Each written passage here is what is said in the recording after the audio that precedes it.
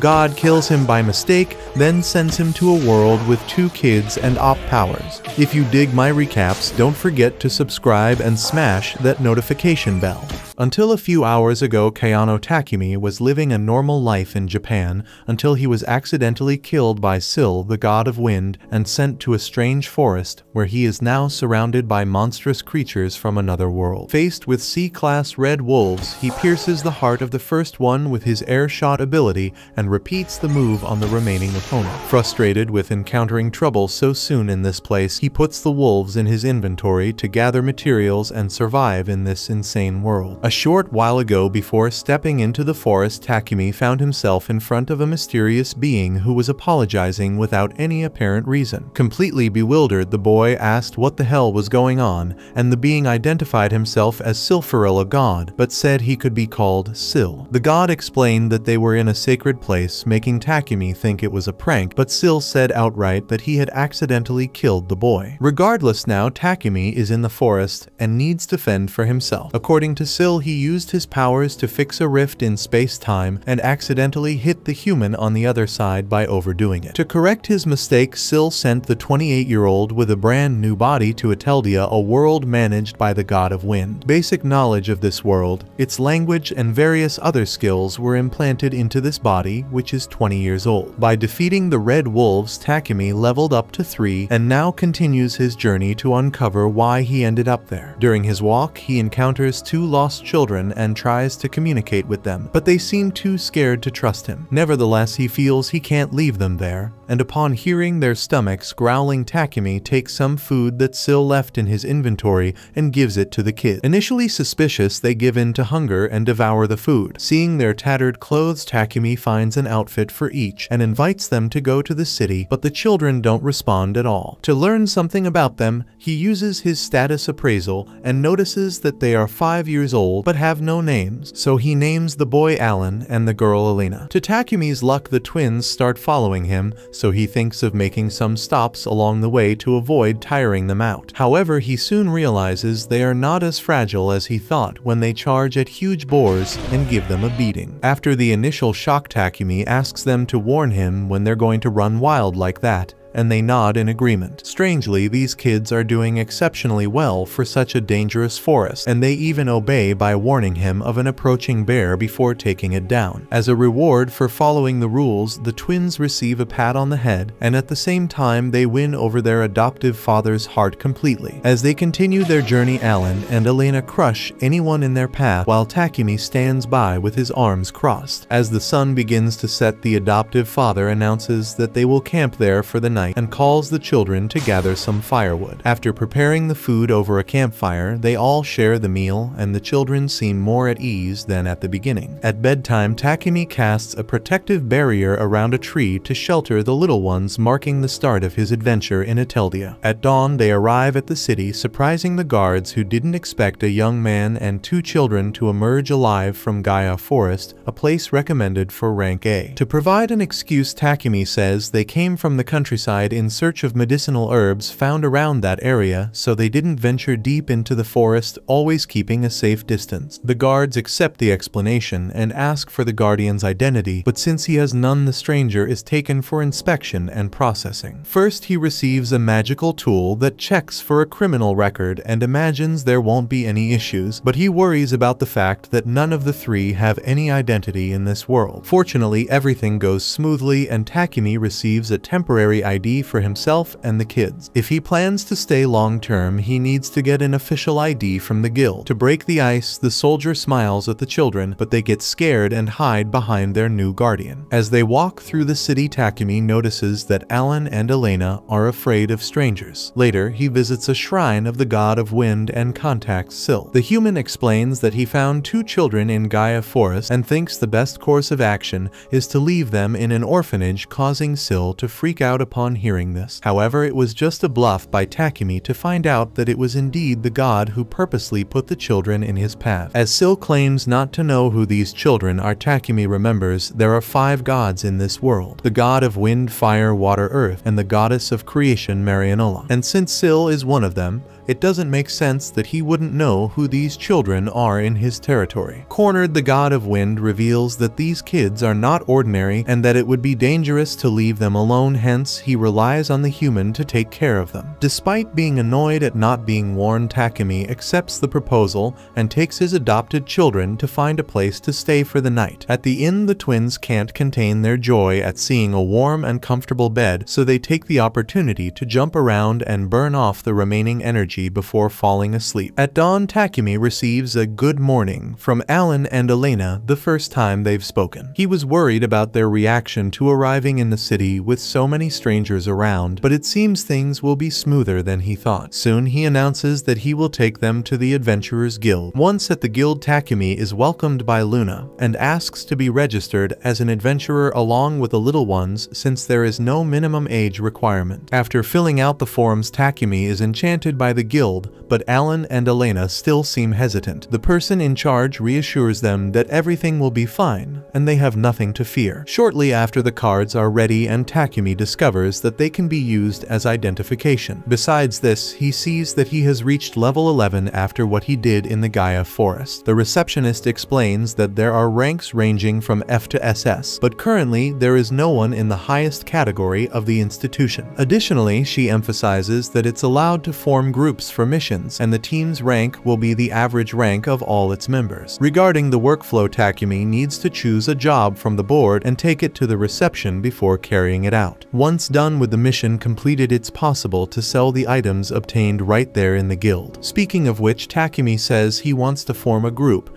and the receptionist informs him that the team needs a name. Thinking about it, the newest adventurer looks at the children and sees them as angels, so he names the group White Wings. With that done, for their first mission, Takumi takes the simplest job of collecting 10 lily herbs within 3 days. Wasting no time, the White Wings group heads to their objective location, a forest where only weak monsters like slimes appear. With this, the person in charge feels secure enough for them to work without major concerns. Then, upon seeing the first lily herb, he calls the kids to take a look and teaches them how to harvest the plant without damaging it. With that said, Alan and Elena proceed to repeat the boys' actions, each returning with a herb in hand, earning another head pat from Takumi. In no time, they accumulate a large quantity of these herbs, and the receptionist doesn't know what to do with the amount, highlighting that it's very difficult to gather so much in such a short time. Takumi explains that the kids worked hard for this task, so Luna gives them the reward. Takumi praises the children and says that they earned this money through their own effort. Suddenly, a man arrives and gets angry about having kids in the Adventurers Guild, saying this is no place for games, but Takumi stands his ground and confronts the man. Luna tries to control Dominic,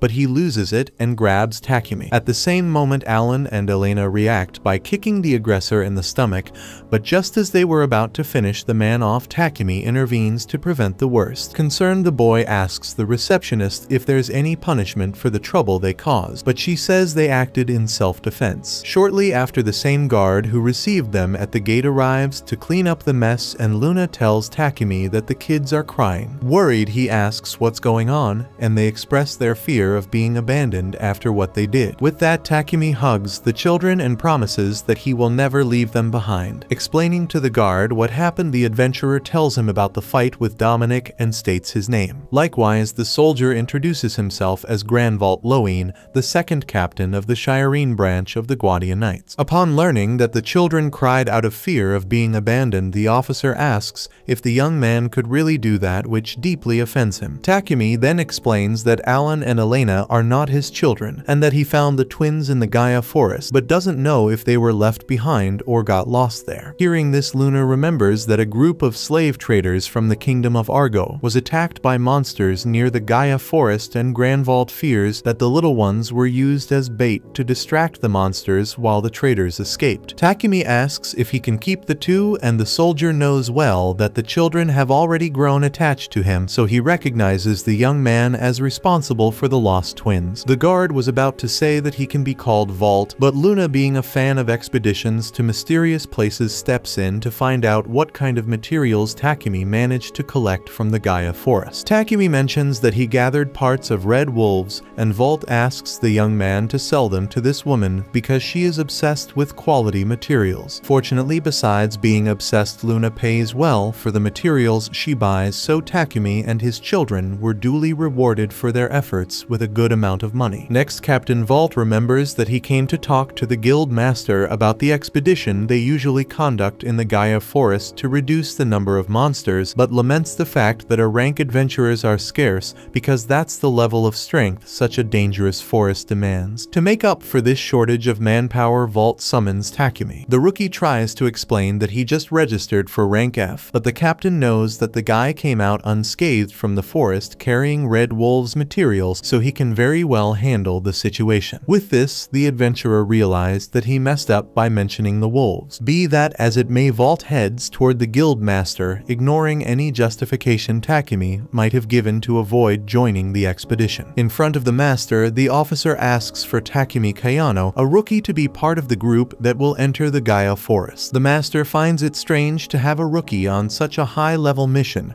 so Vault explains that not every rookie is necessarily inexperienced. Less than a month after Takumi arrived in the world of Ateldia, he had already gotten used to everything. Even Alan and Elena, who used to be shy around people on the street, were now starting to open up and interact better with their surroundings. The White Wings group, formed by the three of them, continued their adventurous saga, working 2 days and resting one. One morning during breakfast, Takumi felt that something was missing from the bread he was eating. In this world, there are 3 types of bread: white, black, and whole grain. All 3 are simple and tasty, but the boy really missed the sweet breads and those with extravagant fillings from his original world. Since they weren't available there, he decided to create these fillings himself. With this in mind, they went to the Golden Wheat shop, where they were greeted by the young Michelle. Since Takumi wanted to make a special request, her father Rode came to assist. Takumi placed a jar of jam and another of vanilla cream on the counter and had to explain what they were to the baker, who was unfamiliar with these foreign products. Takumi wanted Rode to make bread using these ingredients. Rode found it strange considering he had never made anything like it,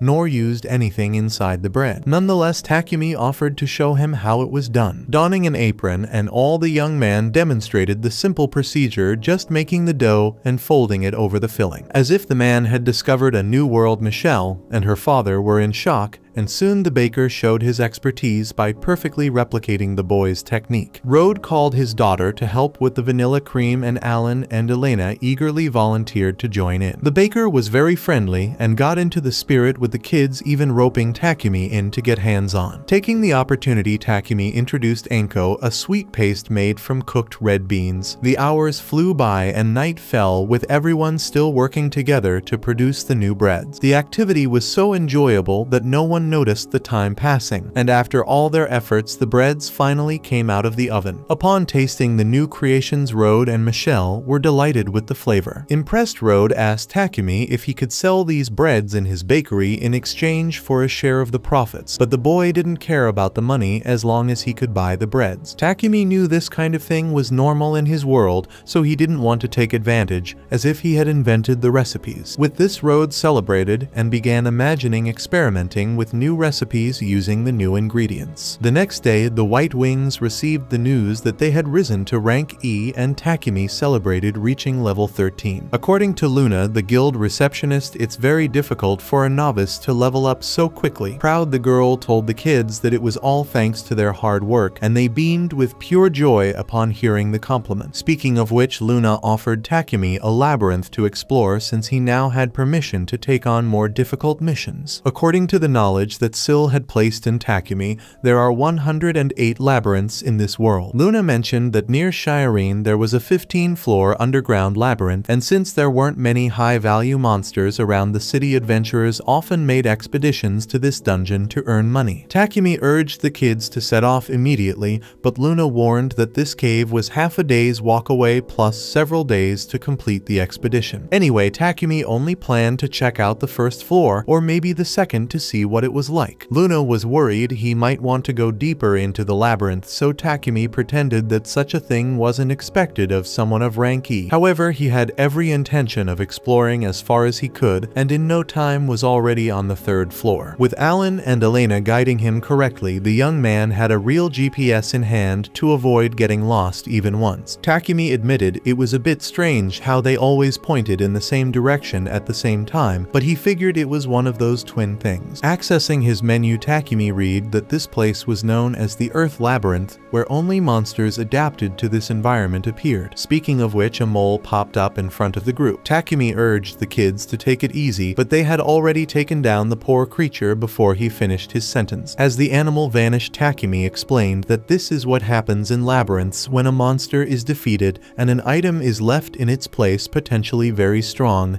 and even rare items. That said, the twins ended up finding a mere mole whisker, which Takumi didn't know if it was useful for anything other than dental floss. In no time, Alan and Elena were more than comfortable in the dungeon, curious about everything they found. At one point, Takumi pulled out his magical stove from the inventory to make dinner, so the White Wings cooked a horo bird soup with lots of vegetables. After the meal, the adventurer set up the same tent with his magic and slept hugging the two little ones. When they woke up, they kept the same pace, clearing the cave's corridors and using the meat from defeated monsters to replenish their energy. A few days later, they had already reached the 10th floor, where Takumi found a treasure chest but warned the kids that it could contain either something amazing or a trap, so they needed to be careful. To ensure he wouldn't put the little ones at risk, he assessed the chest before opening it. Wasting no time, the two rushed to pull the handle and revealed two potions, one yellow to increase physical resistance and the other purple to restore mana. Since they were low-level items, they probably weren't worth much. Suddenly, Alan and Elena noticed a monster approaching from behind their guardian, so they lunged at the monkey and delivered a double flying kick, finishing it off with a hit kill. The dropped item is wild ape fur, which was the most valuable item so far. Given this, Takumi realizes that the senses and combat skills of these two are incredible, along with the confidence to advance against any threat without hesitation, which seems more like instinct than a well-thought-out strategy. However, this instinct could cause problems if a truly strong monster appears in front of them, and that must be what was worrying Syl. Speaking of which, a clay snake appears before the twins, so the father asks the children to step back because it's a poisonous snake. They comply without issue, so Takumi takes the opportunity to test his throwing skill with a stone from the ground. Stunning the monster with a throw, he uses Wind Cutter to finish the fight. Next, giant bees appear. This time, the boy lets the kids handle the situation, but asks them to be careful of the bee's stinger. For the first time, they face creatures that are not easily hit by their blows until they resort to throwing from a distance and surprise their father because the stones gained such incredible force that they almost brought down the ceiling. Nevertheless, the bees remained intact, so Takumi stays alert in case something goes out of control. The twins continue to chase the bee, but without much seriousness, as they see it as a game, and Takumi knows this well, so he doesn't pressure the children to act like fighting dogs. While they play, the adventurer organizes the items he has gathered so far, like earth, spider web, and slime jelly. Meanwhile, the children finally defeat the giant insects, earning honey portions as a reward. Considering these are valuable items in Ateldia, Takumi allows the children to eliminate any bee that's buzzing around in the dungeon. And so Alan and Elena head to the next round. After so much work, by late afternoon, they had enough items to make the best meal so far, even using the obtained honey as the cherry on top for a grand finish. With this, Takumi serves perfect French toasts to the kids, which they love at first bite. Suddenly, more bees appear in the room during the meal, so Takumi leaves the children eating and takes on the responsibility himself. With a simple air shot, he destroys the unwanted pair, but more bees kept coming, attracted by the smell of honey. Speaking of this food, since the twins loved it, they decide to take care of the rest of the swarm to get as much as they could. At that moment, Takumi realized that this could make good money. As days pass, they reach the 15th floor, the last of the labyrinth, where a gigantic door makes Takumi think that's where the boss is. Upon entering, they see a giant worm, making the adult question if this is some kind of joke. Be that as it may, worm or not, the creature is gigantic, and certainly the gate behind them won't open again unless this creature is defeated. Takumi tries the Wind Cutter against the worm, but it's quick and dodges the attack. Moreover, the boss could use magic, so it responds with sandballs towards the human. With 4 air shots, Takumi destroys the spheres that concentrated the enemy's spell and uses Wind Arrow to defeat the giant worm. Certainly, this fight wasn't what the boy expected, but it was what he got for the day. Either way, it's strange for a novice to defeat a labyrinth boss in seconds, so he begins to suspect that the skills Syl passed on to him are somewhat overpowered after all. With the worm dead, a fang a magic stone, and the creature's meat are dropped, which Takumi supposes no one will care about. With everything resolved, his adopted children pat his head, praising him for the good job, just as the father does with the kids. Upon opening the gate of the room, they come across a device capable of returning them to the first floor instantly, along with a treasure chest. Inside were explosive flame spheres, which explode after someone puts magic into them and moves away to a certain distance like a grenade from Takumi's original world. Alan and Elena play with the explosives, but the boy doesn't think it's a good idea, so he quickly stores the spheres. Days later, they finally see the sun again and prepare to return to the city, but a fierce wolf appears on the way. Looking closer, the boy notices it's a Fenrir he gained through a pact he doesn't even remember making, so he imagines it's Syl's doing. Immediately, the Fenrir interacts with its owner as if it had been his partner for years, and even the children start imitating the lupine's gestures. Since the animal needed a name, Takumi suggests Jewel, and the kids approve. However, upon approaching the city wall, the father warns that he can't take Jewel because it might scare people, so he asks the lupine to stay within his shadow, using shadow magic that packed beasts can offer. Without delay, Takumi visits Syl, who shows a much higher level of affection than the human expected. Without paying much attention to that over-the-top reception, Takumi asks about the packed beast, but it wasn't the god of wind who gave the Fenrir. It was a vassal of the god of water as a form of gratitude. Looking closely, Alan and Elena indeed have water-oriented abilities, so it makes sense. Not to be left behind, Syl forces Takumi to take a bunch of rewards home, along with giving directions to a plane where they should go to get another packed beast. So after this meeting, after days sleeping on a cave floor, the White Wings get a well-deserved day of rest in a real bed. The next day, arriving at the plane Syl indicated, they come across not just one beast, but two. One of them was of the flying tiger species, an S-rank monster that controls the wind and flies freely through the skies. The other was a thunder hawk, a golden hawk that uses thunder magic and possesses enviable speed. As for their names, Takumi decided to call the Tiger Feet and the Hawk Bull. In fact, Syl had already sent the collars for the animals, so they were all properly equipped and domesticated to join the White Wings. To avoid any issues among other people, these collars can shrink along with the pets, making them look like kittens and puppies. The children were intrigued by the collars and asked to wear them too, so Takumi explained that it wasn't a good idea for them to use such accessories, as people would look very strangely at an adult with kids wearing pet collars in the street. Alan and Elena were sad they couldn't share the pet's accessories, so the guardian gave them necklaces with angel pendants, which are resistant to magical attacks. Besides that, they got the pursuit ring, which reveals the user's position on a map. Finally, he gifted each of them with a magical pouch so they could collect items during their adventures. With everything done, Takumi announced it was time to return to the city, so he called back Bolt and kept Feet and Jewel in their smaller forms. Once they arrived, Elena was enchanted by a shop window full of plush animals, so Takumi took the kids inside the store. He asked the saleswoman if the available ribbons could be used as hair decorations, and for 50 gold coins each he bought the ribbons to style Elena's hair. When she saw her transformation in the mirror, it was love at first sight. Seeing how happy she was, he asked her to choose another ribbon,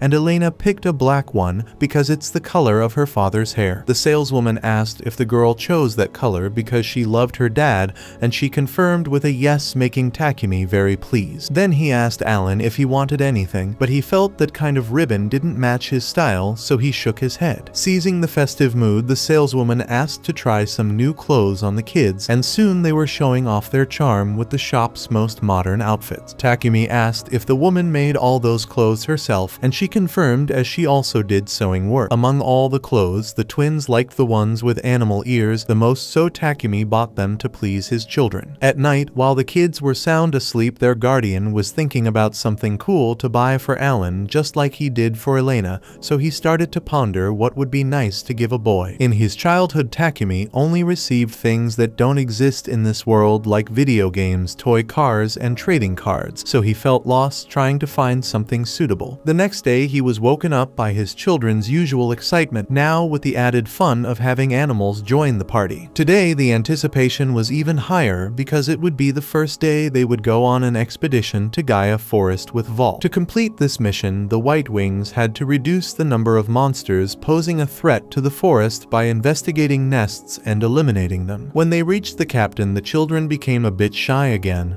especially when a stranger approached their father to introduce himself as the vice captain. His name was Isaac Risner, and he seemed welcoming of the adults' participation, but questioned whether the children would really be safe in a hostile, rank environment. Vault tried to break the ice, commenting that the kids were stronger than they looked, but Alan and Elena reacted by hiding even more behind their guardian's legs. Takumi apologized for the children's shyness and tried to encourage them to come out of their shells, but it seemed it would take some time for them to lower their guard. In any case, Vault announced they would use carriages to get to Gaia Forest and asked everyone to board, but Takumi noticed someone staring at them strangely. Sensing his children's feelings, he realized they had also picked up on some hostility, presuming it was because some adventurers didn't accept the presence of children on such expeditions. On the way to the mission, Isaac explained it would take about an hour to reach the forest, so Takumi told the kids it might be a boring ride, but they were fine with it. Two adventurers started to encourage the children, saying they looked forward to working as a team with the little ones, which left them looking astonished, as if feeling the weight of responsibility on their shoulders. As the carriage moved, Takumi felt they were getting more comfortable, much to his relief. Soon they arrived at the edge of Gaia Forest, and Vault announced his 5-day hunting plan, with each of the 3 battalions taking different routes to reach the camp. First, the captain introduced Takumi to the group of adventurers joining the cavalry. Their leader was Rudolph from Dragon Breath, who was eager to work with all the expedition members. The girl was named Iris, while the boy in the green shirt was Gilm, and the one in blue was Zack. Rudolph was in a rank, so Takumi was impressed and eager to work with such a high-level adventurer. With that, Vault called everyone to set off, and along the way the twins demonstrated their perceptive abilities by identifying the presence of nearby enemies. Takumi warned that a monster was coming from the left, even though no one else could see it. Ironically, Gilm's detection magic, which relied on a magical signal, failed to pick up anything, while the twins' pure perception was far more effective at sensing nearby hostilities. After a while, Gilm finally detected the presence, and the group went into combat mode. Soon, a red wolf emerged from the forest, startling the adventurers. However, unlike the others, Alan and Elena were delighted by the animal's presence and ran to play with it, which reminded Takumi that he had forgotten to tell them to stay quietly in a corner. Alan kicked the beast, followed by Elena, and the two of them together defeated the enemy in mere seconds, leaving everyone in awe. As usual, Takumi patted the children's heads to praise their victory, but asked them to rest and let the others have a turn at hunting as well. Meanwhile, Vault wanted to know what he had just witnessed, since red wolves are rank sea creatures, and their father mentioned the day when the twins took down an adult man at the Adventurers Guild. Although it was indeed an impressive scene,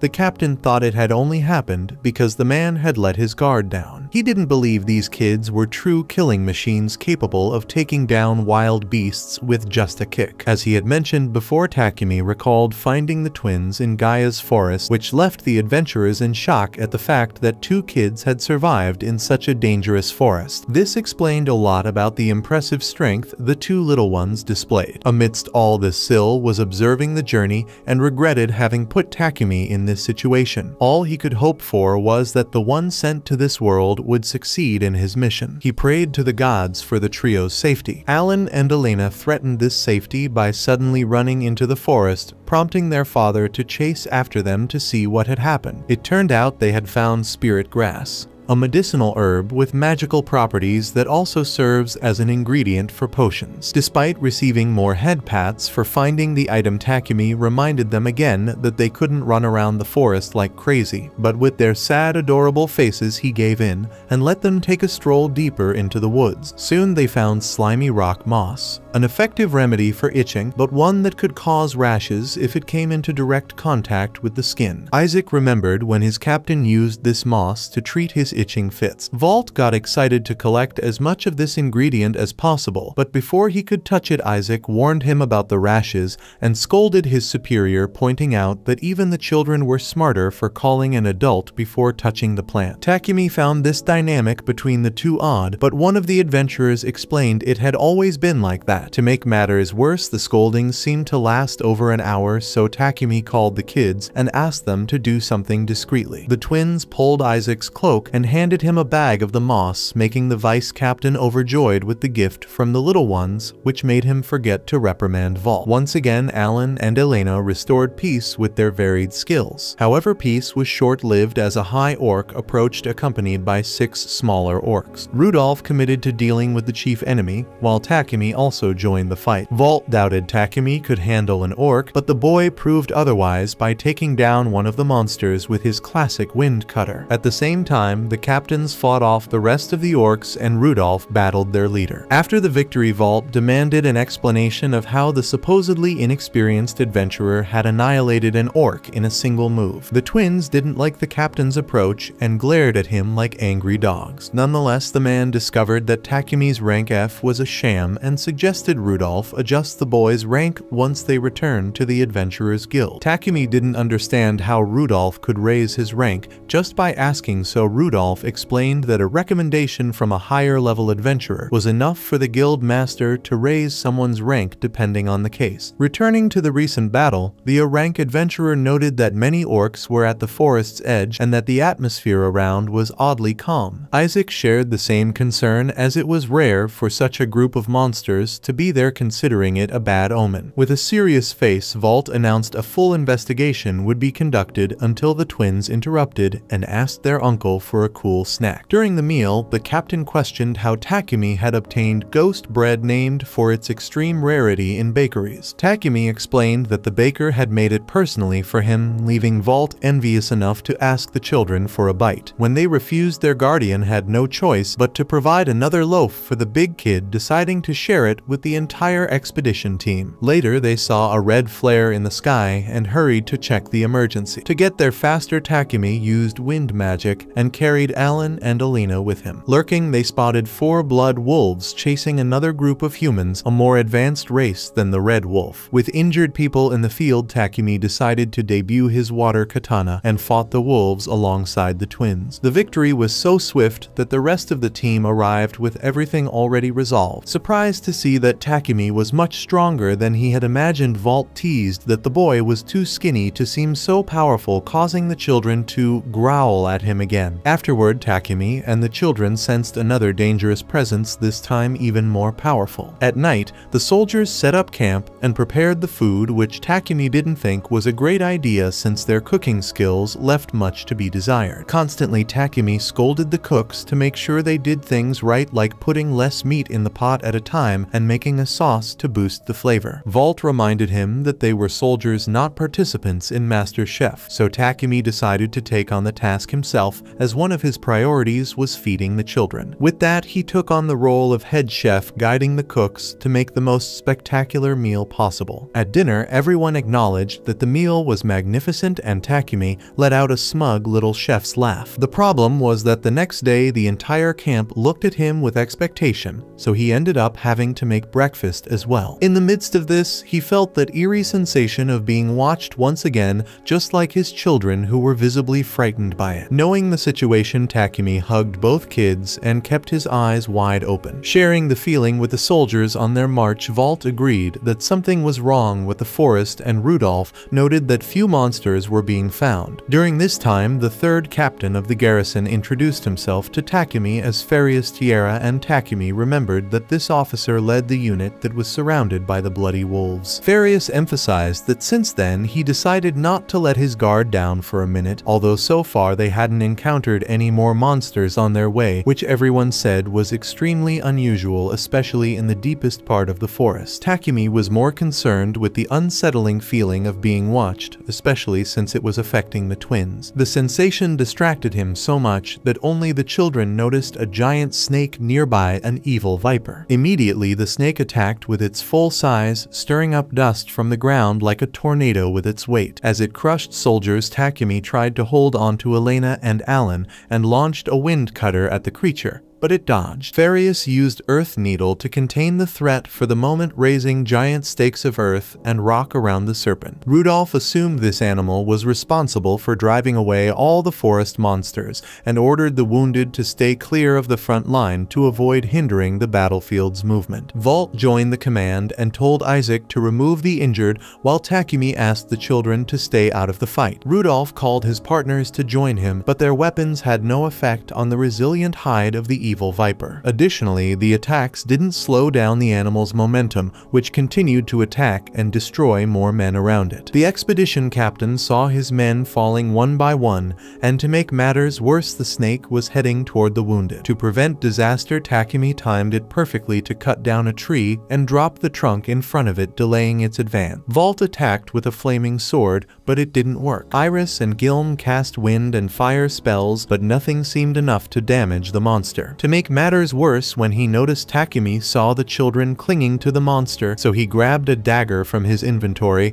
and threw it directly into the snakes, making it suffer for the first time in the battle. However, that unsettling sensation returned, distracting Alan and Elena, who were struck by the powerful tail of the serpent. As Iris went to rescue the children, and they got up easily, Rudolph reassured their father that they were fine, so Takumi took the opportunity to ask the warrior to distract the evil viper until he could invoke an advanced wind spell. Throughout his life, Takumi had never managed to use this spell, but for some reason now he felt capable. For this to happen, he asked for the coverage of Rudolph's group, who led the front line against the viper. While casting the spell, Takumi saw almost all his mana concentrating in front of him, making him question if he had enough power to complete the process. Feeling ready, the young adventurer ordered everyone to move away from the snake, then launched the wind edge at it. Amidst the chaos of light, dust, and wind that formed on the battlefield, everyone could see the body of the evil viper being shattered by such a powerful spell. The problem was that not only the snake's parts were cut in half, but the trees also met the same fate, and now they began to fall among the soldiers. After all the devastation, Rudolph thanked the adventurer for his life-saving magic and pointed out that the blood of the evil viper was a valuable material, so they should collect as much as possible before it all drained away. The children hugged their uncle, saying he was the best, bringing a smile back to his face after the tense moments. He worried about the two being hurt, but they joyfully affirmed they were fine. For this reason, he thanked Iris for the healing, but she explained that they had suffered very little from the blow, so it wasn't much worse. Still, it was necessary to keep an eye on them because other bruises might appear later. That said, Takumi discovered that Alan and Elena were not only strong with their fists, but also extremely resistant to brutal attacks like those of an evil viper. If they were ordinary children, they would certainly be worse off. Speaking of this, Takumi needed to ensure that this would never happen. Meanwhile, the feeling of being watched returned to bother the adventurer. This time, instead of remaining passive, Takumi approached one of the soldiers and threw him to the ground, forcefully pointing his sword at the man's neck. The captain, not understanding why Sages was attacked, demanded explanations from the adventurer, while the attacked man claimed he had done nothing. Takumi found the soldier's assertion ironic, given that he had been looking at the adventurer with such murderous intent. Rudolph confirmed that he had also seen this happening, since they all gathered and despised the man for having this behavior toward the expedition's savior. As the children got hurt, it's no surprise that Takumi is furious and won't let it slide. This explains the more aggressive behavior he's showing right now. Still, Sages keeps insisting that he did absolutely nothing, but Takumi isn't buying it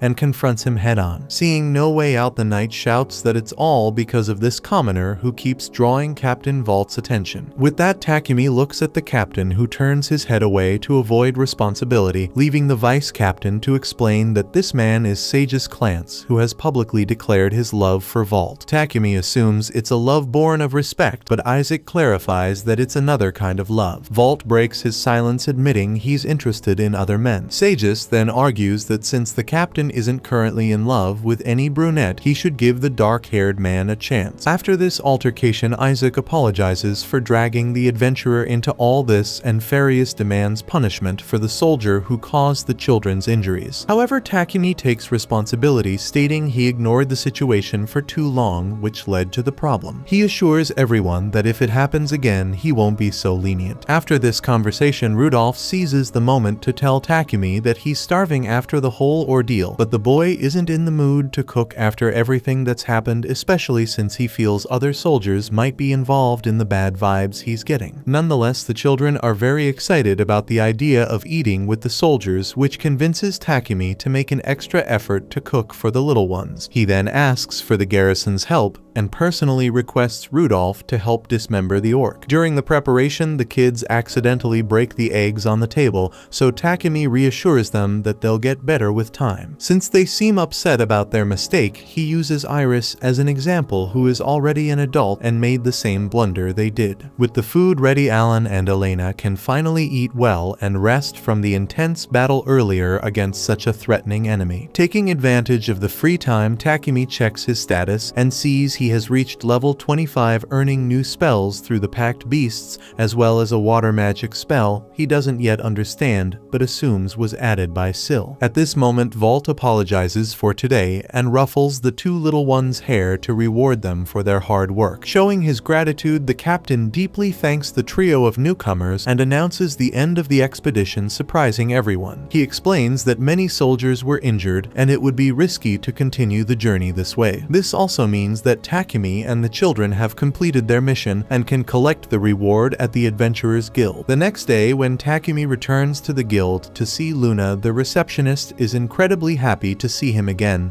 and immediately pulls the three to meet someone. It was the guild master of Shireen Adventurers, Johan. Getting straight to the point, Johan says he was informed by the expedition captains that Takumi shouldn't stay in his current rank. Being honest, the master doesn't believe the boy is that strong despite showing some capability. But since it was a recommendation from trusted knights of the kingdom, Johan is willing to promote Takumi straight to rank A. With Luna's excitement, the local guild master highlights that the adventurer was able to defeat a bloody wolf and an evil viper all alongside these children, who also proved their strength. Actually, if Johan doesn't also raise the children's ranks, even if it's to rank a, Takumi won't be able to take on tougher jobs due to Alan and Elena's lower rank, which would significantly lower the group's average rank. Considering this, Takumi asks if it's possible to raise the children to rank D, but Johan promotes them to C so Takumi can take on rank B missions. Later during the promotion, Luna discovers from the guild card that Takumi conquered the Earth Labyrinth, as achievements are recorded in each adventurer's documentation. With no way out, the boy admits he did pass through there, so the clerk informs him that he set another record, but Takumi prefers to keep this a secret and asks for it not to be publicized, as drawing attention is the last thing he wants, considering it might bring trouble for the children. Agreeing on this, Luna hands over the promotion credentials along with the reward and then asks the adventurer to show any material he might have obtained. When she goes to fetch the key to her storage, Takumi tells the kids that they now need to find a place to put the giant snake. Leaving the huge creature's body in the middle of the guild, he negotiates with Luna on how much she or the guild would want from the evil viper, and it's decided that he will keep 1/3 of the skin and meat and give the rest to the guild. Luna is overjoyed with this news, and according to Takumi, all he needs is food and equipment for himself and the children. Besides that, he has various items from the Gaia forest he wants to sell to the girl, and she is amazed by the variety of materials in front of her. Leaving the guild, Takumi is exhausted while the kids are full of energy. Nonetheless, he manages to convince them to stay at an inn, and he quickly falls into a deep sleep. As the sky begins to brighten the horizon, Takumi lies peacefully on the green grass of the field, lovingly watching the children play with the animals. At one point, he becomes curious about the interaction between the twins and the pets, so he goes over to find out what's going on. The boys were trying to teach the animals to speak, and even though he didn't know if that was possible, their father encourages them to try. Speaking of teaching, using the reward White Wings earns from his missions, Takumi gets the boys to count the coins, explaining explaining the difference in value between copper, silver, and gold coins, which also depend on size for their worth. Taking advantage of the kids' eagerness, he asks them to collect coins that total 54 gold. Alan and Elena put their heads together and calculate the necessary amount. With that, Takumi keeps making the challenges harder, showing that he doesn't neglect his responsibility to educate the little ones about things in life that don't necessarily involve being an adventurer. Speaking of which, after these math exercises, it's time to go shopping. Looking around as if it were an amusement park, the twins are enchanted by the merchants offering their goods such as plants to beautify the house or fresh vegetables to fill their bellies. At the fruit stand, the seller greets the little ones kindly, so Takumi asks Alan to choose the food he wants, not forgetting to say please. Alan asks for 5 sure fruits totaling 35 gold coins, which Alan separates from the money in his pouch and receives praise from his tutor for a job well done. Now it's Elena's turn, who asks for 5 apples that cost 30 gold. Just like her brother, Elena separates the correct amount and also receives affection from her father. The seller compliments the children's ability to calculate, boosting the guardian's confidence, who politely returns the gesture. Next, they head to a bookstore because while Alan and Elena browse for something interesting, Takumi could buy a book that teaches him how to use the water magic he learned. Looking at one of the books, he sees that the 2 little ones are idle, so he explains that he is looking and interpreting the letters according to their meaning. As usual, the siblings are interested in learning. Meanwhile, an elderly lady approaches Takumi, charmed by the children's energy. Having overheard what he was saying, she comments that she has handwriting exercise books and illustrated books for children. Happy, the twins thank the lady for her help, and she also praises their tutor for their upbringing, making him feel bashful once again. As they leave the bookstore, Takumi confesses that it feels good to receive so many compliments because it indicates that he is on the right track with raising Elena and Alan. A day later, the White Wings group returns to the guild to resume work after some time. The mission was to find a black cat with white paws named Mina. Following the clue from the flyer, Takumi takes the twins to the place where Mina got lost. With the help of Jewel Feet and Bolt, everyone mobilizes to find the cat. Searching every alley corner and rooftop, White Wings spares no effort to achieve the goal, and Bolt provides great aerial support with his privileged view of the surroundings. Takumi finds a tabby cat but dismisses it since it's not the one they're looking for. Alan spots a black cat's tail, but it turns out to be another cat with white fur. Elena bumps into Feet, who was hiding in a neighborhood bush. After searching for a long time, the twins lose some enthusiasm, but Takumi tries to lift their spirits for one last push. Resuming the search, the team encounters all sorts of cats except the black one. After another unsuccessful round, the kids seem even more downhearted, so Takumi asks if they want to give up. This question reignites the little ones, who decide to go all the way. The tutor asks where they plan to look next, and the children and pets point in the same direction. After some time searching, they see a shadow passing in front of the group, soon revealing itself to be a black cat behind some barrels. Takumi compares it to the flyer drawing, and all the characteristics match perfectly. Before anything else, he warns the kids that approaching recklessly will scare the animal, so they need to sneak up quietly. The twins tiptoe toward Mina, who is trembling with fear and threatening to react violently. Alan then shakes his feather cord to attract the cat, calmly making Mina settle down in front of the dangling accessory. After retrieving the lost pet, the next step is to feed it, so Takumi takes some milk from his inventory. After that, they return to the guild and deliver the cat to its owner, who was waiting for the animal there. Alan and Elena, seeing the owner's reaction of such joy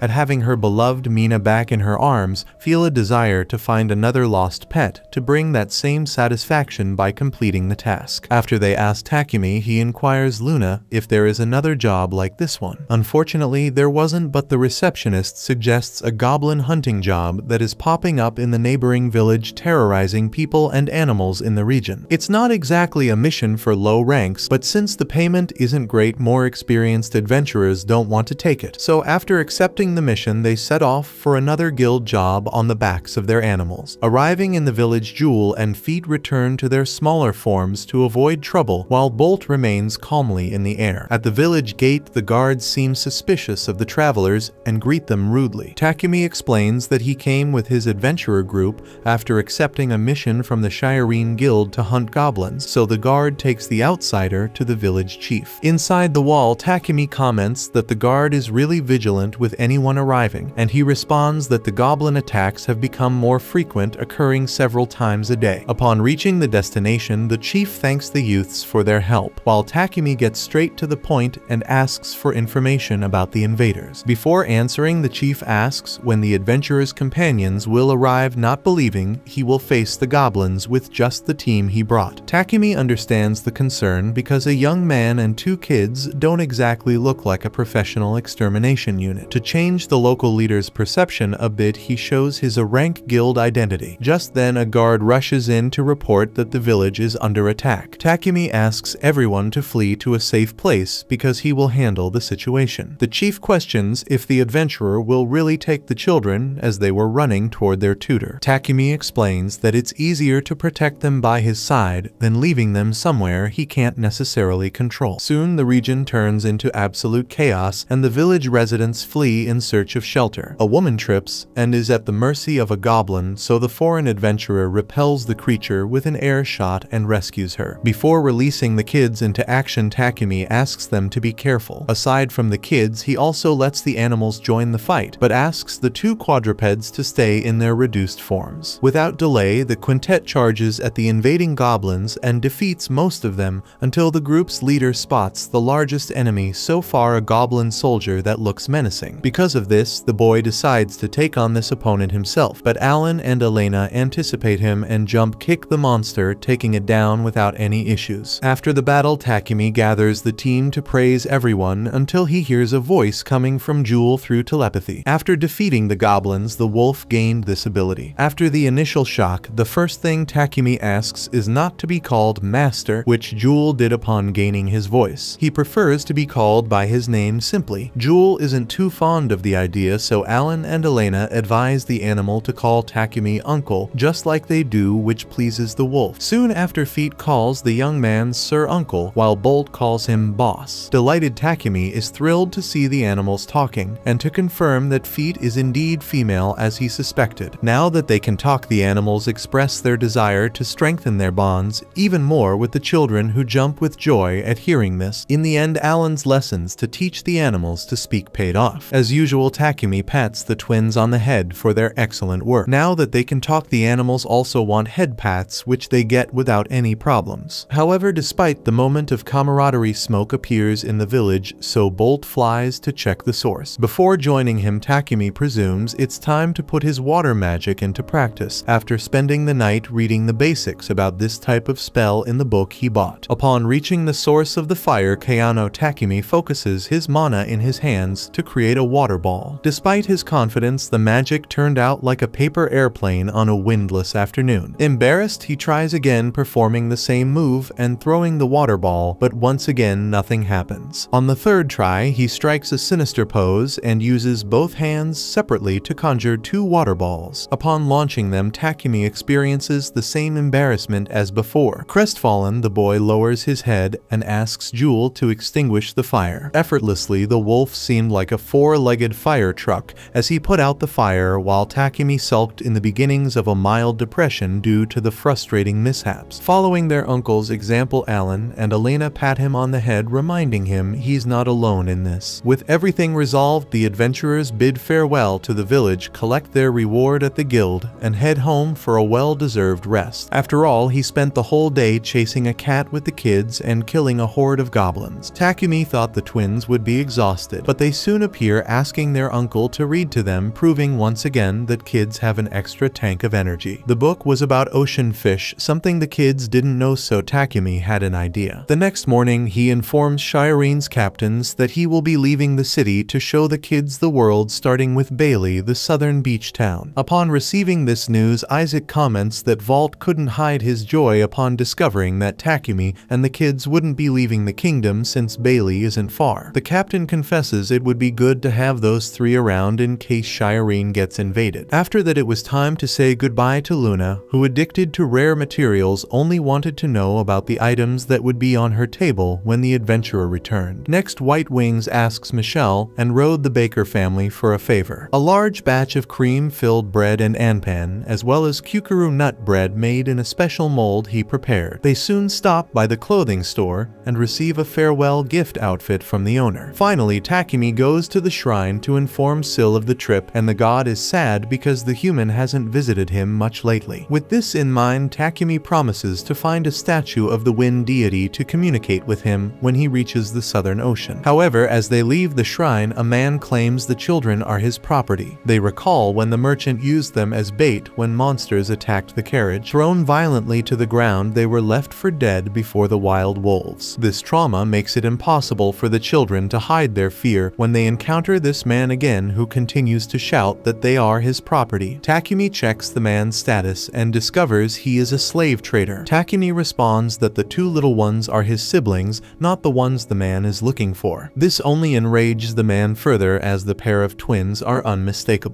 As the slave trader rants, Takumi, who doesn't know exactly what happened, begins to assume that it was this individual who left Alan and Elena to serve as bait. After all, slavery exists in Ateldia, and slaves are marked with a magical contract to prove their status, although the twins don't have this mark. Regardless, Takumi's hatred for the man is undeniable for what he did to two defenseless children. But it's not time to prioritize his anger. He needs to protect the two. At that moment, the city patrol arrives to check the situation, and the trader accuses Takumi of stealing his merchandise. The guards ask what was stolen, and when the man answers, they dislike hearing how he refers to the children. Takumi asks for proof that the two belong to the trader, since neither has a slave mark. When the trader runs out of arguments, Takumi seizes the opportunity to accuse him of trying to kidnap the children using the false claim of ownership. The guards are uncertain what to do until Walt and Isaac coincidentally appear and resolve the issue immediately. After the man is taken to the precinct, the captains explain that they only came to bid farewell to Takumi, and the children assuring Takumi that he need not worry because they testified that Alan and Elena are indeed the adventurer's siblings. This way, they can never be called slaves again. Takumi makes it clear to the two that he will always be by their side, taking care of them through thick and thin. Alan and Elena start to cry and hug their uncle. During the official farewell, Isaac gives Takumi an invitation from Lord Bailey, which should be used for any assistance the Lord can provide in the southern coastal city. Since the officials have influence in the region, they take the opportunity to protect the three travelers. Finally, Takumi asks the little ones to say goodbye to the knights, which they do reluctantly, and Isaac comments that there's no need to force them, as they've just been through a tough time and are still withdrawn. On the way to Bailey City, Takumi thinks about what he could do to distract the kids, as they are visibly downcast. He soon announces that the White Wings group will pass through the forest of Gaia. Upon arrival, the young man ensures no one is around and releases all the animals to cheer up the children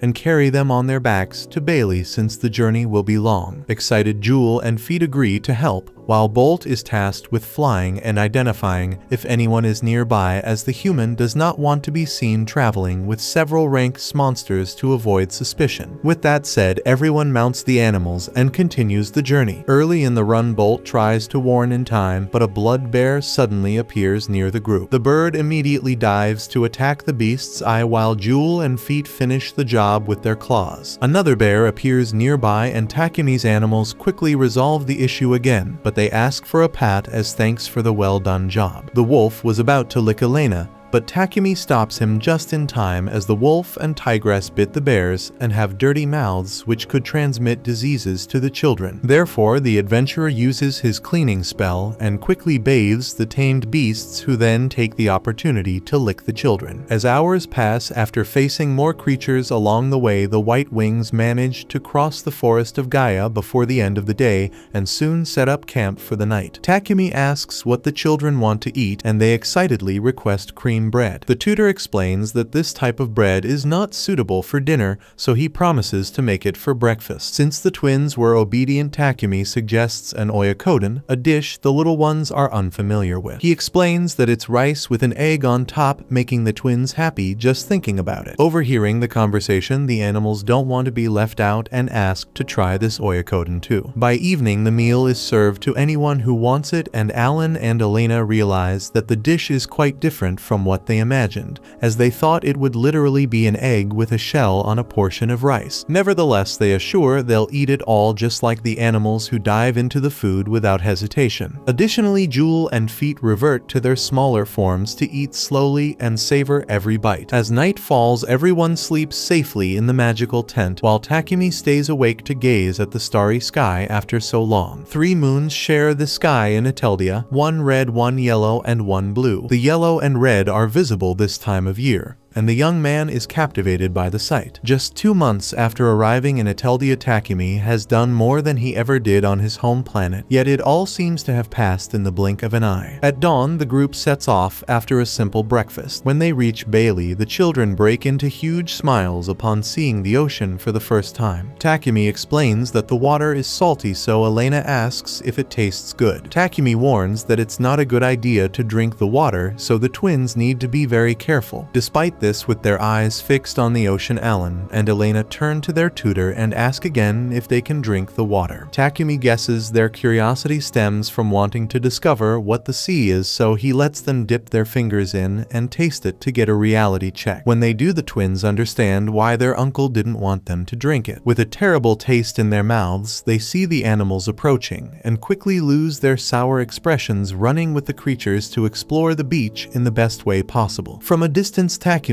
hears a female voice near him, but has no idea where it came from. Looking around, he doesn't see a living soul on the sand until he turns his eyes to the sea and notices a girl. Thinking she's drowning, he gets ready to jump into the water without a second thought, even though he can't find a float or anything like that in his inventory. He asks the girl to wait, and then she calls him by name, leaving him confused. She introduces herself as Milena the mermaid. Not quite believing it, Takumi analyzes her status and sees that she's not lying. Milena explains that a servant of the water god told her about him, and Takumi wonders if this servant could be the one who sent Jewel and all those gifts through Syl. Then the children arrive and ask their uncle who the lady is. Takumi explains that she's a mermaid, while the kids think the ocean ate half of her. Milena introduces herself and mentions she's also heard about them, which startles the two. Speaking of which, Takumi asks the mermaid to explain the story, and she reveals that she heard the human would help her race by solving the problem they're facing, so she invites the group to follow her to the mermaid village to discuss the details. Takumi asks everyone to stay calm, pointing out that this village is likely underwater, and assuming the mermaid didn't know this, none of them can breathe underwater. Takumi personally doesn't know how to swim, but decides to keep this fact to himself to avoid embarrassment. On second thought, considering Syl had improved his status so much, Takumi wonders if he can swim now. As for the twins, he has no doubt they'd learn as soon as they tried, but Milena solves the situation by giving 3 magic bracelets to the human. Made of mermaid scales, these accessories allow the wearer to breathe underwater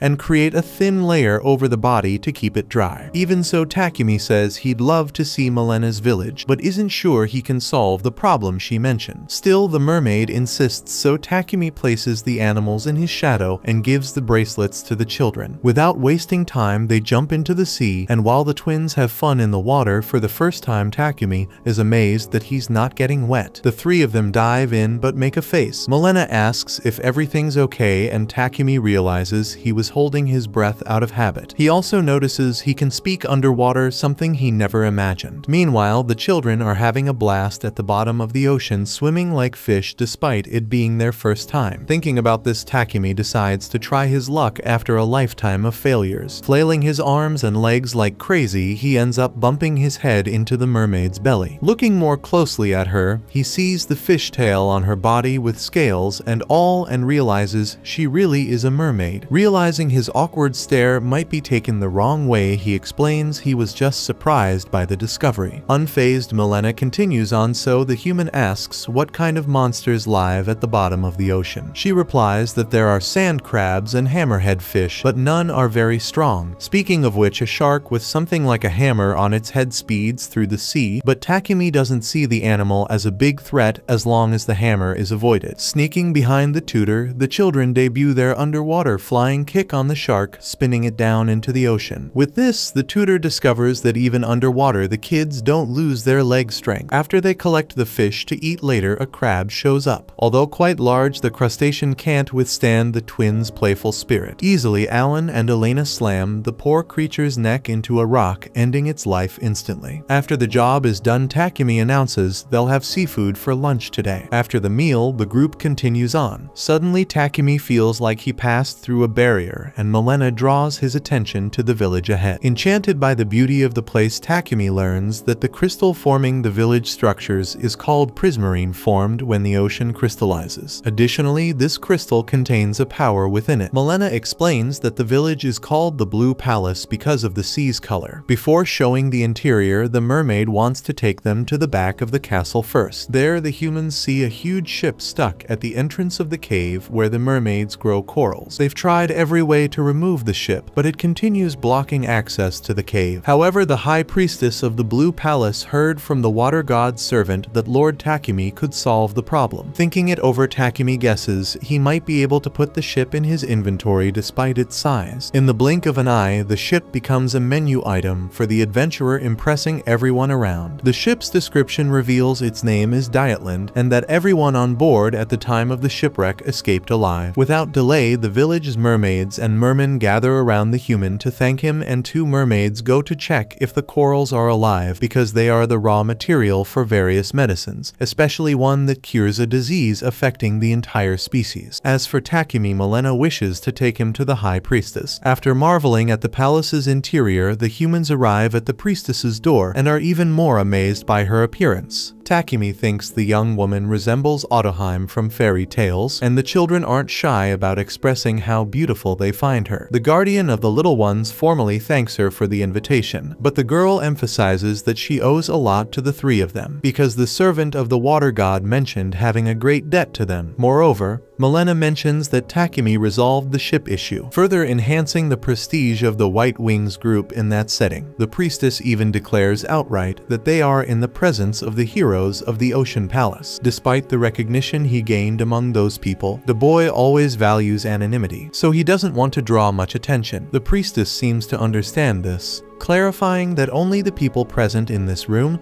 know what Takumi and the children did. Speaking of which, the priestess seems quite eager to highlight how kind the young man was with his actions, a type of reaction he isn't very good at handling. Galdo, the leader of the Mermaid and Merman Society, tells the girl she's making the guest a bit uncomfortable, but she feels it's important to express the truth about the significance of this man's deeds. Galdo uses the example of a time when someone bluntly told the priestess she was immature, which she certainly didn't appreciate. So the young cleric from the deep sea understands that not everything that crosses our minds should necessarily be said. At that moment, acknowledging she went too far, she introduces Galdo as the leader of the Sea People, despite Takumi having heard that the priestess was the one in charge. She explains that she holds an honorary title due to her greater affinity with the gods. After all, a being of such importance is rare enough to appear only once per generation. In truth, the person holding this position is more of a symbol for someone much more sacred. Honestly, the girl confesses she doesn't particularly enjoy occupying this title. Regardless, the high priestess announces that she has a gift for the heroes. Takumi shows his natural humility, but the people insist on rewarding the group for what they've done. Thinking it over, the human recalls his failed attempt to use water magic, thinking it would be interesting to develop that part of himself which remains so weak. So, he musters the courage to ask for help with this kind of skill,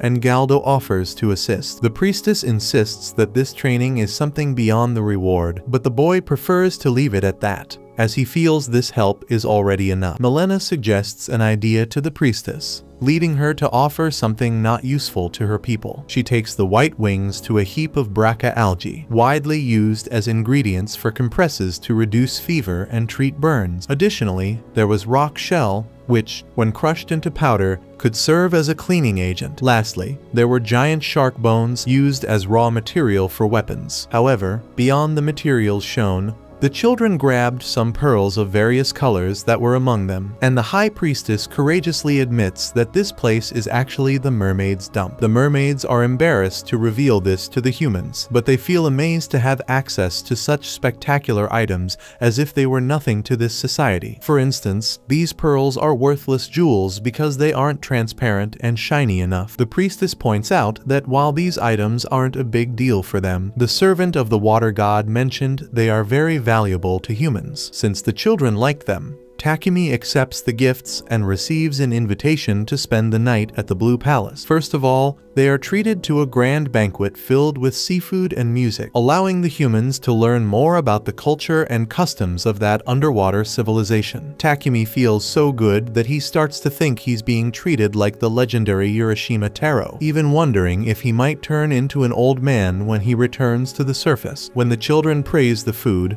the boy imagines himself older, and the two little ones already adult. In his mind, this seemed too soon, so much so that he hugs the children, as if wishing they would stay young forever. Next, they take a tour of the palace and look through the glass windows displaying the beauty of the ocean around them, with all the fish and plants they don't usually see on the surface. Seeing some swimming animals, Alan and Elena think they should kick the creatures, just as they do with anything that crosses their path, but their tutor asks them to remain calm in such moments, emphasizing the importance of observing the animals with curiosity as if they were in an aquarium. For example, a ray, jellyfish, and other species they had no idea existed passed by. Some time later, after achieving more than they ever imagined possible, the White Wings trio is taken back to the surface by Galdo to start their training in water element magic. As the first lesson, he teaches that there are two ways to manifest this style of sorcery: manipulation and creation, citing an example. When using earth magic, this involves manipulating the nearby earth and air. On the other hand, for water or fire magic, one must first create these elements, as they might not necessarily be around. Takumi grasps the concept,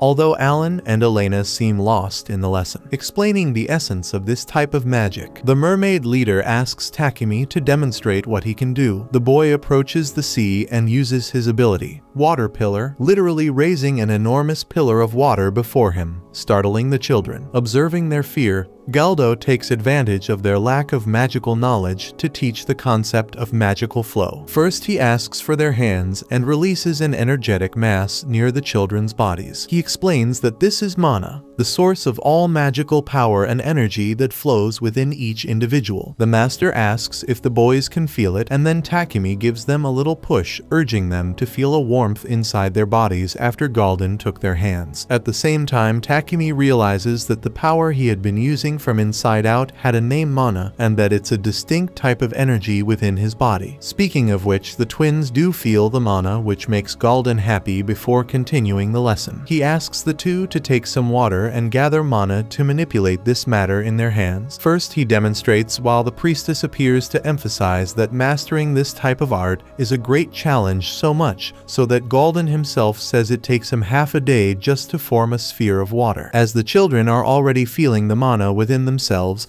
this is a spectacular indicator, and Takumi acknowledges that the little ones are indeed very talented. Next, it's time for Galden to see Takumi's water ball, the ability that had caused him so much embarrassment. The master asks the human to throw this magic at a rock, so Takumi follows the instructions and summons a water sphere that far surpasses any previous attempt he has ever had in his life. When the rock shatters, his adopted children get excited and want to try it too, and Galden seems pleased with the children's youthful enthusiasm. Without hesitation, Elena and Alan accumulate their mana and gather enough energetic mass to produce a water ball that hits another rock like cannonballs. Behind them, Galden and the priestess are impressed with the incredible talent the two little ones display. After the lessons, when they are alone on the surface, Takumi, Alan, and Elena decide to practice a bit to develop their skills. The twins show their extremely natural ability as always, and Takumi gets excited as he praises these true prodigy siblings. Taking advantage of the practice, Takumi imagines that being able to conjure a wall of water would be very useful. However, the training is interrupted when the boys sense a presence around them even though nothing is visible to the naked eye. Considering this, Takumi uses his detection ability, but what emerges from underwater dispenses any need for such intervention. Meanwhile, Syl pressures Maya, the servant of the water goddess, to spill what's happening, and she reveals that she noticed a problem in the mermaid region while she was searching for Takumi, Alan, and Elena. Shyle imagines that the ship stranded in the coral dungeon must have been quite a hassle, but doesn't think the oracle should have been handed over to the human just because of that, since the oracle is a way for the gods to intervene in the human world. Apparently, Syl's followers are only accumulating debts of gratitude with that human, and Maya is one of those responsible for this. Syl doesn't want them to depend on Takumi for everything, so he doesn't want his followers turning to the human for any little thing. Nevertheless, when he tries to relax to eat something, Syl blames Windell, the god of water, for forgetting everything wherever he goes. By the way, Syl supports Takumi and even brought that human to this world, but deep down he questions why he made such a blunder out of the blue. The man who served the wind god considers that this human has something special that other people don't, which is why no one would refuse to support him and the children. Speaking of which, the man points out that Yakumi and the twins seem to be in trouble. In fact, the White Wings are in trouble due to the arrival of a gigantic creature from the depths of the sea. Analyzing the monster's status, Takumi discovers that it is a leviathan, a water dragon. Interestingly, the dragon doesn't attack humans, a fact Takumi doesn't understand. In truth, the leviathan felt something unusual and went to investigate. Through telepathy, the creature announces that it found a servant of the wind god along with 2 children of the water god. Takumi didn't know this, so he becomes curious about the origin of his adopted children. The dragon reveals that it was responsible for taking care of these children, but didn't consider the fact that it is a sea creature and would devastate any city it passed through. However, now it has the chance to fulfill this role, now that it is before the offspring of its god near the maritime domains. Thus, the dragon asks the human to seal a contract so it can be summoned when necessary, even though the leviathan might not always agree to appear. For this to happen, the man must give the beast a name, so Takumi chooses to call it Kaiser. With that, the agreement between the parties is sealed, and the leviathan now becomes part of the White Wings group as another protector of the water god's children. By the way, Kaiser comments that the children like the boy as if he were their father, but Takumi emphasizes that he is seen more as an older brother. Suddenly, the dragon surprises everyone by inviting the children to go with him, as they have seen enough to join the marine life. Kaiser assures that he will provide a safe and comfortable place for the boys. After all, a dragon is more suited to ensure the safety of such important beings than a mere human. Despite this, the children don't want to leave Takumi, and the leviathan doesn't ignore their feelings, quite the contrary. Hearing their demand, Kaiser just wanted to confirm with the children that they truly want to stay with this guardian. Takumi acknowledges that he is weaker than the dragon, but promises never to let go of Alan and Elena's hands no matter what. Trusting the human's word, Kaiser asks to be contacted via telepathy if anything happens. Additionally, he gives the boy a magical scale that will inform the dragon where the trio is. With this decided, the dragon gives the 3 a ride across the ocean and the maritime snow until they return to the Blue Palace. Upon arrival, Takumi asks the little ones if they truly want to stay with him, and they demonstrate more than ever that they never want to leave their new uncle's side. Upon arriving at the palace, the twins excitedly blurt out that they rode on Kaiser. Meyer and Milna, puzzled, ask who that is, so Takumi quickly invents a story about a fish they encountered along the way that gave them a ride. The kids then mention that the journey was incredibly bright, which confuses the girls even more. Takumi explains that there were white particles floating around them during the trip resembling snowflakes. With that said, he informs them that he's heading out, and Maya hands him a lunchbox for them to share. Shortly after, they bid farewell to the two and set off back to the ocean. On their way to the surface, the group spots a giant crab. Without warning, the twins pounce on it, prompting Takumi to realize they'll be having crab stew tonight. As they swim, they stumble upon a mysterious door leading to a deep labyrinth and decide to take a chance and explore the place. Upon finding a small opening to the surface, Takumi emerges from the water and spots a teleportation device. He opens the map in his menu and sees that they are in the 53 33rd labyrinth called Sazanami. This labyrinth has 30 floors with teleporters every 10 floors. Takumi asks the kids if they want to explore the area or head home to rest. He eventually decides they'll explore up to the 10th floor, but after that they'll return home and come back another day to pick up where they left off. But before starting the adventure, Takumi opens the lunchbox for them to eat and fill their bellies. After lunch, they proceed to the first floor where they encounter poisonous frogs. Takumi warns them that these frogs can spew venom, so he instructs the kids to use magic instead of getting close. With his air shot, he hits the first frog while the twins try to strike the frogs with water balls but miss. The kids throw a tantrum over missing their targets, so Takumi encourages them to try again. This time they successfully hit the frogs and celebrate their victory together. On the second floor, Takumi notices something suspicious on the wall and uses his evaluate skill to check for possible traps. Instead, he discovers a hidden room. Inside, there's a shell-shaped chest that the kids eagerly want to open, so their uncle lets them go ahead. The chest contains a large quantity of shrimp,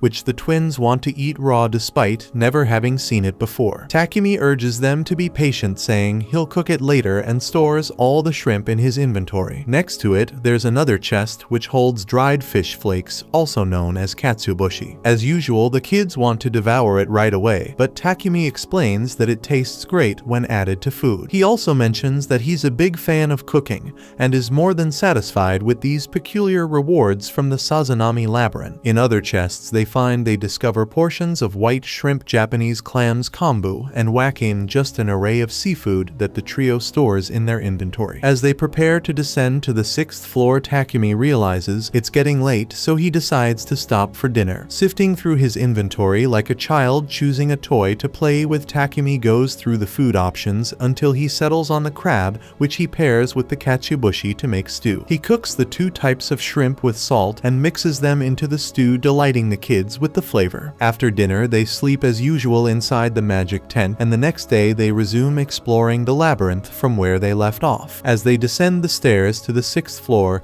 they immediately spot a giant oyster, which the kids rush to attack without a second thought. However, Takumi explains that this oyster releases shocks when struck by any impact, so they need to attack from a distance. Alan and Elena conjure their water balls and hurl them at the creature, defeating it without much resistance. Impressed by how easily the two overcame the oyster's tough shell, Takumi checks their status, something he hadn't done in a while, and sees that they've earned the titles Children of the Water God and Low-Level Labyrinth Conquerors. Moreover, both Alan and Elena have reached level 25, while Takumi is at level 27, making him realize with a bit of shock that these little ones are going to surpass him soon, which wouldn't be ideal. While inspecting the item dropped by the oyster, Alan and Elena find a party popper, an item their uncle never expected to find there. The kids want to know how it works, so Takumi explains that you just pull the string and it makes a loud noise. Without delay, the two position themselves to test it out, and upon pulling the string, a loud bang is heard along with confetti in various colors shooting out of the popper. The twins are immediately frightened by the sound and start crying. Further on, they encounter another oyster, and this time Elena and her brother launch water balls at it with a hint of vengeance, still upset from the earlier scare. Once again, the oyster drops a party popper, which Takumi decides to take, thinking it might come in handy for some reason, much to the kids' dismay. Eventually, they reach the 10th floor, and Takumi assesses that this is likely the boss floor of the labyrinth. He tells the kids to stay alert before opening the door. Inside the mysterious chamber, wooden bridges connect one part of the floor to another, divided by water of unknown depth. The kids are thrilled by how funny the bridge reacts to their steps, so they start running around to play, making Takumi nervous, especially since he just sensed the presence of a monster. As if on cue, several needlefish attack the group, and Takumi defends himself with his wind cutter ability, slicing through the creatures in his path. At the same time, Elena and Alan hurl water balls in every direction, and after a barrage of repeated attacks, they defeat all the needlefish and clear the boss room. With that, a staircase is created leading to the next floor, but before moving on, the twins collect the magical stones dropped trapped by the monsters along with some needlefish fillets, spears, and arrows. With their loot gathered, the group is ready to continue until Elena notices something strange in the water. Perplexed, Takumi uses his detection ability, and since he doesn't sense any monsters at the bottom, he asks the little ones if they want to dive in. Without hesitation, they jump into the water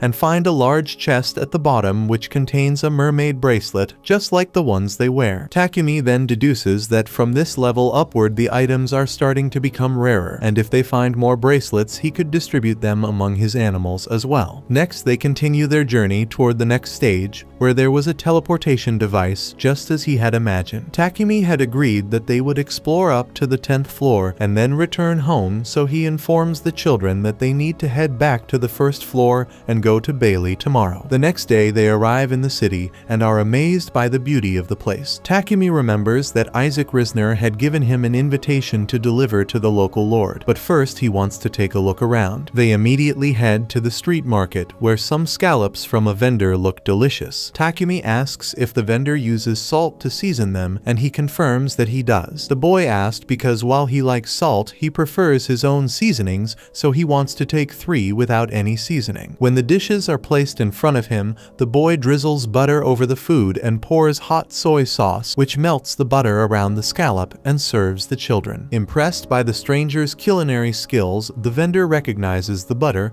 but can't identify the sauce. Takumi explains that it's a soy sauce made from koikuchi trees and offers some for the man to taste. The vendor is so blown away by the flavor that his reaction catches the attention of everyone around, who now also want to try some of the scallop with butter and soy sauce. Immediately, the children protect their food, fearing that someone might try to snatch it, although Takumi reassures them that no one will. The vendor asks the young man to sell him some of the sauce and a bit of butter, so Takumi strikes a deal and watches as people line up to try the special scallop. After everything is sold out, the man closes his stall and comments that he's never sold out so quickly since he started working. Because of this, he decides to make his own sauce. So he packs up his things and sets out in search of the necessary ingredients after getting Takumi's permission to replicate his recipe. Next, the White Wings group visits the blacksmith in Bailey and asks him to polish the scale that Kaiser had given them. Obviously, the blacksmith notices that this is not something you find just anywhere, so Takumi lies that it was a gift he received. The blacksmith jokes, asking if the guy is friends with Elon Musk to receive such a valuable present, but Takumi prefers to keep the origin of the item a secret. He wants the blacksmith to make a hole and attach a cord to the scale, but the blacksmith warns that there's a risk of breaking it. Therefore, he calls Rudy, his employee who has experience in crafting, and asks if the guy can make an ornament with the water dragon scale on the table. Rudy is shocked when he sees the item in the forge and says that maybe he can make the pendant the customer desires. He quickly sketches a sample of how the scale would look after the whole process, and both Takumi and the children like what they see. However, Rudy warns that the silver or bronze support would be weaker than the scale itself, so they would need to use materials strong enough to create this piece,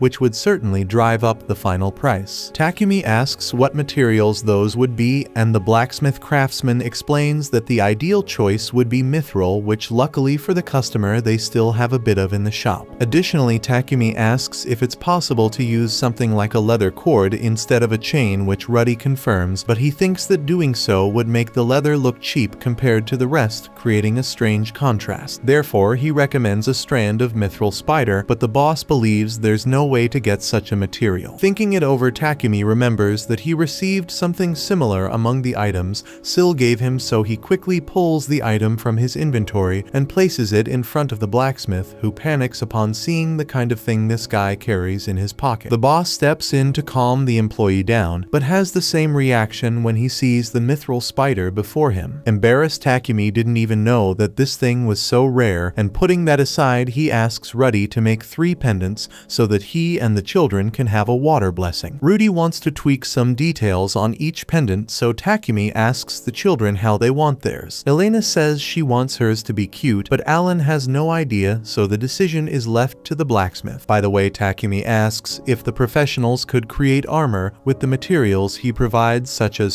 serpent maligna leather, another rare item that leaves the shop's employees even more surprised. Given this, the head blacksmith comments that you really can't judge someone by their appearance, and Takumi recalls hearing the same thing from the guild master. By the way, he also wants gloves for gathering a breastplate and leather gauntlets because he has a falcon and needs to protect his arm when Bolt lands on it. Speaking of which, Alan asks if he can get a glove like that too because he wants Bolt to land on his arm. With everything ordered, they say goodbye to the blacksmiths and continue on their way to a temple where they could speak with Syl. Upon arrival, the adventurer tells the wind god that the twins are the children of the water god. Syl apologizes for not telling him earlier, but that's not the issue Takumi came to discuss. He wants to know where the children's father is. If you're enjoying this journey, don't forget to hit that like button. Your support helps motivate me to keep bringing you each episode. Subscribe and turn on notifications so you never miss an update. See you in the next episode.